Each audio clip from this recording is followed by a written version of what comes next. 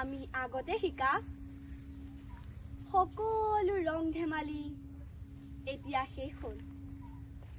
এতিয়া এক নতুন পৰীক্ষাৰে যি শিকিম তাক ভুল নোহোৱাকৈ অভ্যাস কৰি সেৱা গ্ৰহণ কৰিব প্ৰভু। সদায় আনন্দ মনেৰে থাকক। কওকচোন, আপোনালোক কি প্ৰয়োজনত আহিল? হে প্ৰভু, আপুনি নাট্যশাস্ত্ৰ ৰচনা কৰাৰ পৰাই আমাৰ মনত কিছুমান প্ৰশ্ন আহি আছে। তাকে জানিবৰ বাবে আপোনাৰ ওচৰলৈ আহিছোঁ। সোধক, আপোনালোকৰ যি জানিব লগা আছিল। প্ৰভু, নাট্যশাস্ত্ৰৰ উৎপত্তি কেনেকৈ হ'ল? ইয়াৰ উদ্দেশ্য কি? আপুনি বহুত ভাল প্ৰশ্ন কৰিছে। শুনক, ত্ৰেতা যুগত যেতিয়া মানুহে কামলোভৰ প্ৰভাৱত অৰ্ধমিতা আৰু সংঘাতৰ দিশে আগবাঢ়িবলৈ আৰম্ভ কৰিছিল, তেতিয়া ইন্দ্ৰদেৱে ব্ৰহ্মাদেৱক প্ৰাৰ্থনা কৰিছিল যে কোনোবা এটা মাধ্যম থাকিব লাগে য'ত দৰ্শন শ্ৰৱণ একেলগে ঘটিব পাৰি, যাতে মানুহে ধৰ্ম অৰ্থ আদিৰ পথলৈ ঘূৰি আহিব পাৰে। তাৰ বাবেই ব্ৰহ্মাদেৱে নাট্যবেদৰ সৃষ্টি কৰিছিল, যাক নাট্যশাস্ত্ৰ বুলি কোৱা হয়। কিন্তু প্ৰভু, বেদ হৈছে জ্ঞানৰ ভঁৰাল। জগতৰ ৰহস্য তাত লুকাই আছে। বেদ নিজে উদ্দেশ্য পূৰণৰ বাবে যথেষ্ট আছিল। তেনে ক্ষেত্ৰতেই নতুন কিয় সৃষ্টি কৰা হ'ল? যাতে সকলোৰে বাবে সুলভ হয়। নাটকৰ জৰিয়তে সাধাৰণ মানুহে শিক্ষাৰ পথত আৰু ধৰ্মৰ পথলৈ যাব পাৰে।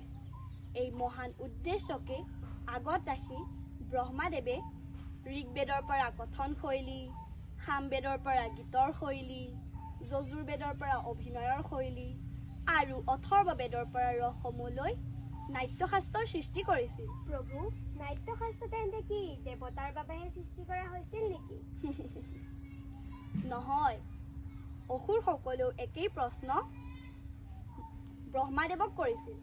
তেতিয়া ব্ৰহ্মাদেৱে উত্তৰ দিলে যে দেৱ অসুৰ মানুহ নাট্যশাস্ত্ৰ সকলোৰে মংগলৰ বাবেহে।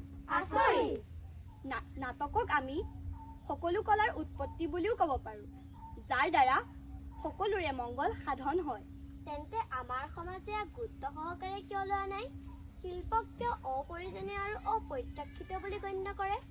আমি শিল্পী, নীতি নিৰ্ধাৰক নহয়। শিল্পকৰ্ম কৰাটো আমাৰ ধৰ্ম। নীতি নিৰ্ধাৰকসকলে আমাক আৰু আমাৰ শিল্পৰ কথা চিন্তা কৰিব লাগিব।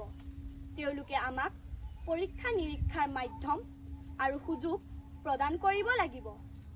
নাটক কেৱল শিল্প নহয়, ই সমাজৰ দাপোন। ই মানৱতাক সত্যৰ পথত লৈ যোৱাৰ এক মাধ্যম। নাটকে জাতি ধৰ্ম আৰু ভৌগোলিক সীমাৰ বাহিৰলৈ গৈ মানৱতাৰ কথা কয়। হয় প্ৰভু, শিল্পহীন সমাজ এখনত থকাৰ মানে জীৱ-জন্তুৰ লগত থকাৰ দৰে। সেইবাবেই সমাজে শিল্প আৰু শিল্পীক প্ৰাপ্য স্থান দিয়াত আশাৰে নাট্যশাস্ত্ৰক পঞ্চম বেদ বুলি অভিহিত কৰাইছে।